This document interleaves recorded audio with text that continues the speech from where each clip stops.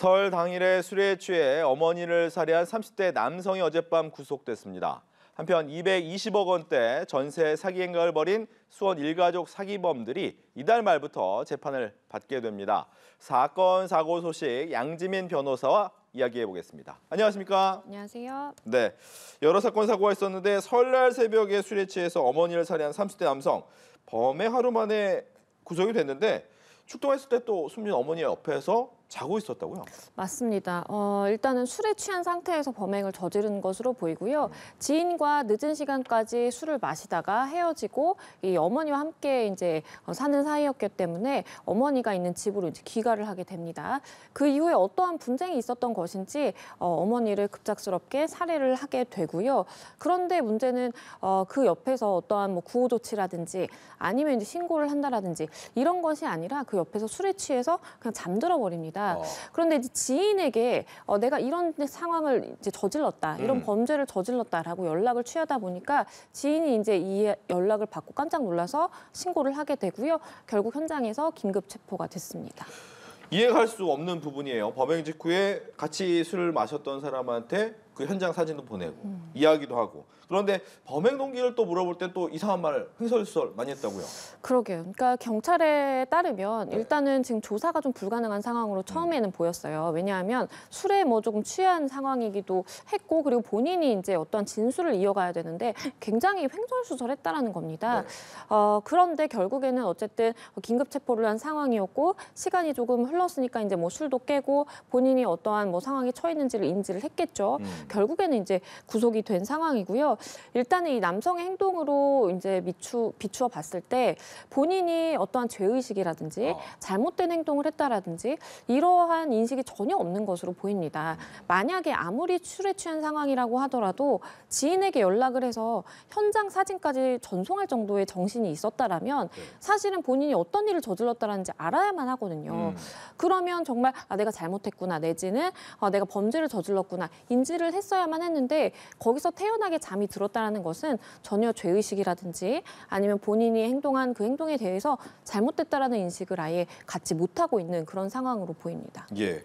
그렇다면 이제 고의성에 대한 얘기가 나올 수밖에 없는 부분인데 이미 술이 너무 많이 취했다라는 부분을 얘기할 수 있을 것 같아요. 근데 과거 전력을 보니까 음주운전 사고로 또 복역을 했다. 술이 또 관련된 일이 있거든요. 그렇죠. 이런 부분이 이 범행의 동기나 아니면 양형에 좀 이유가 될 수 있습니까? 일단은 존속 살해죄를 저지른 상황이기 때문에 그리고 이 남성이 저지른 것으로 이제 거의 명백해 보입니다. 현장에서 체포가 됐으니까요. 그렇기 때문에 이제 엄벌을 피할 수는 없을 것으로 보이고요.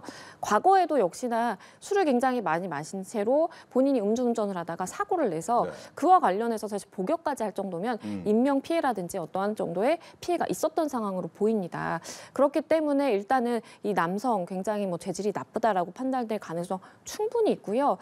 이 남성이 횡설수설하다 보니까 혹시나 뭔가 좀 정신병력이 있는 것 아닌가 수사기관에서 생각을 했던 것 같아요. 그런데 이제 그럼에도 불구하고 과거 이제 기록을 조회해봤을 때 어떠한 정신병력이라든지 이런 것은 없는 것으로 지금 나오고요. 아무리 본인이 만취 상태에서 심신 거의 상실의 상태에 이르러서 이러한 범행을 저질렀다라고 하더라도 요즘의 추세는 이렇게 주치범죄에 대해서 뭔가 양형에 유리하게 참작을 해준다라든지 감형을 해준다라든지 이런 추세는 전혀 아닙니다. 그렇기 때문에 이 남성 본인이 뭔가 기억이 안 난다라는 취지로 진술을 이어갈 가능성도 있는데요. 그것이 사실 본인에게 굉장히 불리하다라는 점을 알아야 합니다. 그렇군요.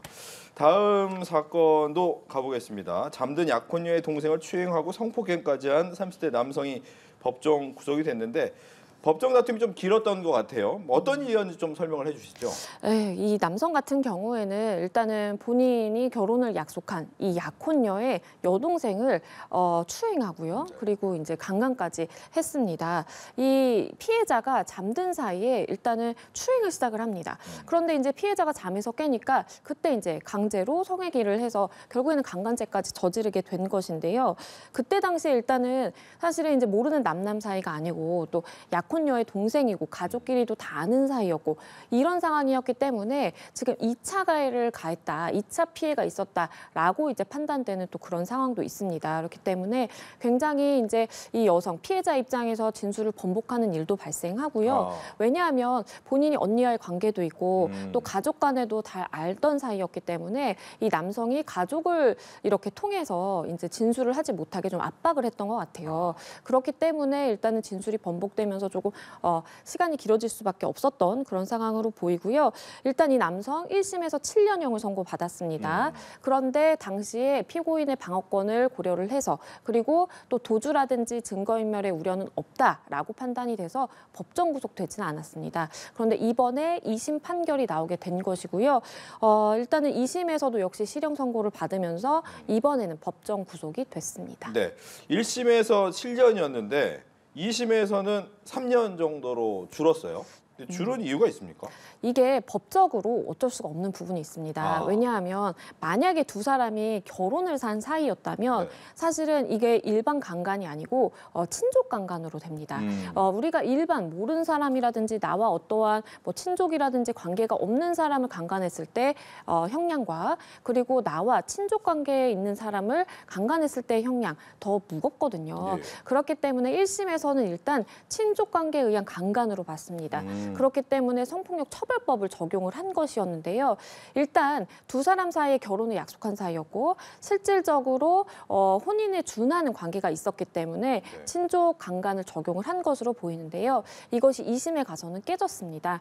2심에서는 두 사람이 실질적으로 법적인 혼인 상태도 아니고 그러면 사실혼 관계인가? 아니라고 본 것입니다. 단순히 결혼을 약속한 사이에서는 어떠한 친족 관계라는 것이 우리가 발생한다라고 볼 수가 없고 결국에는 법적으로 법리적으로 따져봤을 때 피해자와 가해자 사이에는 어떠한 관계가 없다라는 것입니다. 그렇기 때문에 이제 친족 관계에 의한 강간이 아니라 일반 강간죄가 적용이 됐고요. 그렇게 되면 형량은 좀 줄어들 수밖에 없는 상황이었습니다. 그러니까 일반인의 법 감정과 실제로 법적으로 맞습니다. 부분이 아니냐라는 부분은 다르기 때문에 그렇죠. 이렇게 감형이 났다라고 맞습니다. 알겠습니다.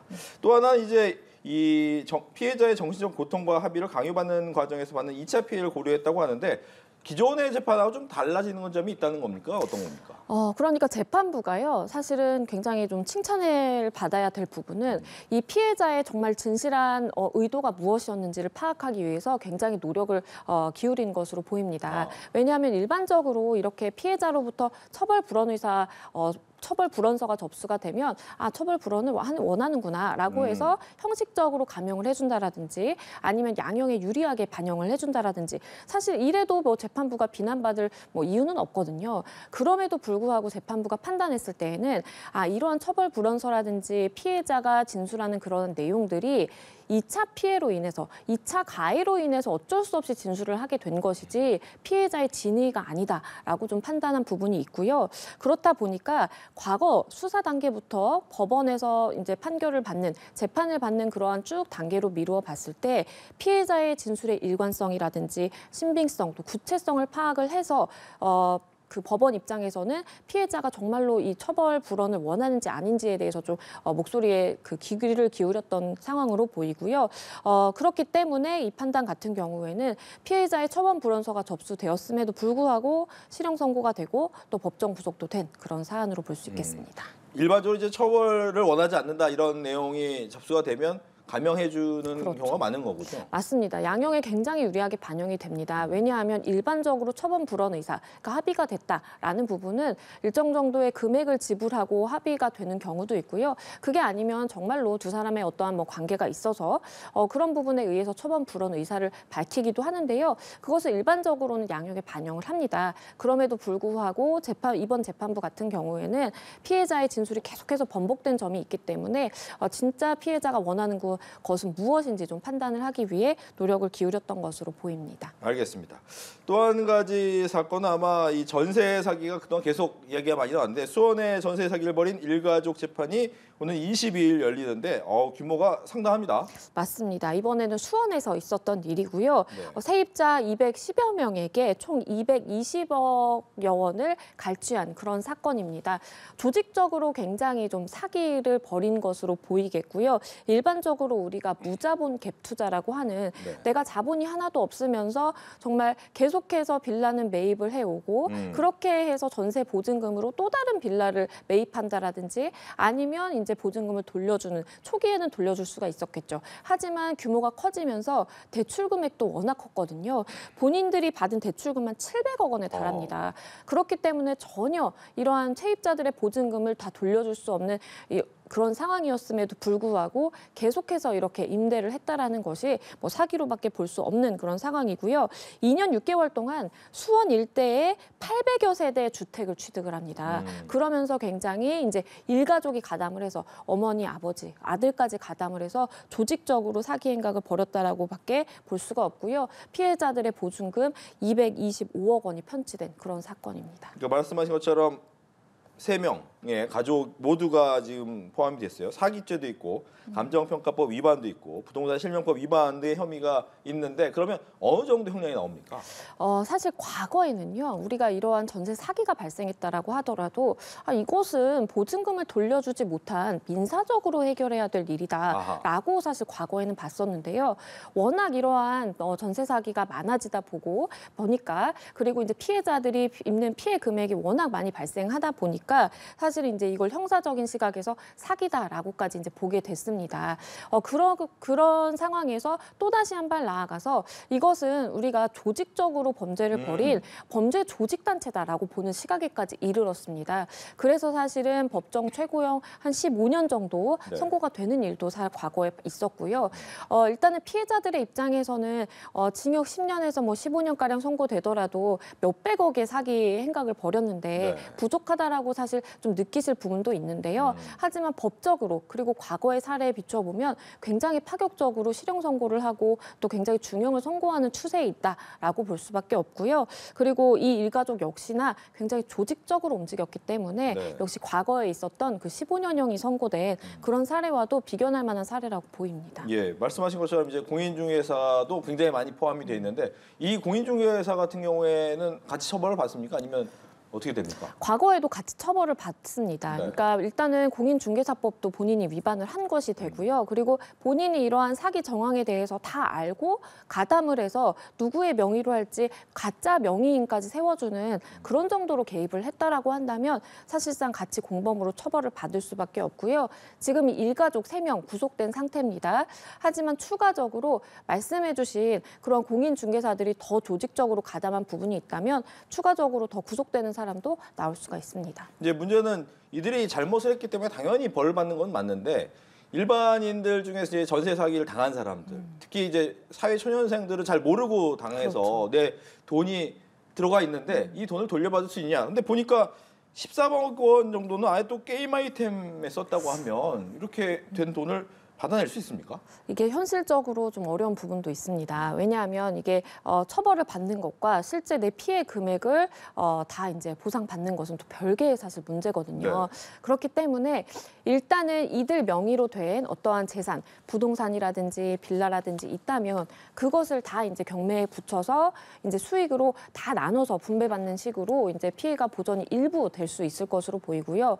그리고 이제 지금 이 사건 말씀해주신 것처럼 이 30대 아들 같은 경우에는 14억 원가량을 본인의 게임 아이템을 쓰는데 사용을 했습니다. 그렇기 때문에 만약에 이제 이 게임 아이템이라고 하더라도 어떠한 환가를 해서 우리가 현금화할 수 있는 그런 가능성이 있다면 그래도 조금이나마 이제 전세 피해자들에게 보증금을 돌려줄 수 있는 그 기회를 마련을 해야 된다라고 생각이 되고요. 일단 이 사람들이 가지고 있는 동산이라든지 부동산 다 사실은 이제 보증금 피해를 받은 분들이 민사소송을 제기하면요. 다 경매에 붙여서 현금으로 이제 환가하는 그런 절차를 반드시 거치게 됩니다. 알겠습니다. 이렇게 해서 사건 사고 소식 양지민 변호사와 함께했습니다. 오늘 얘기 잘 들었습니다. 감사합니다.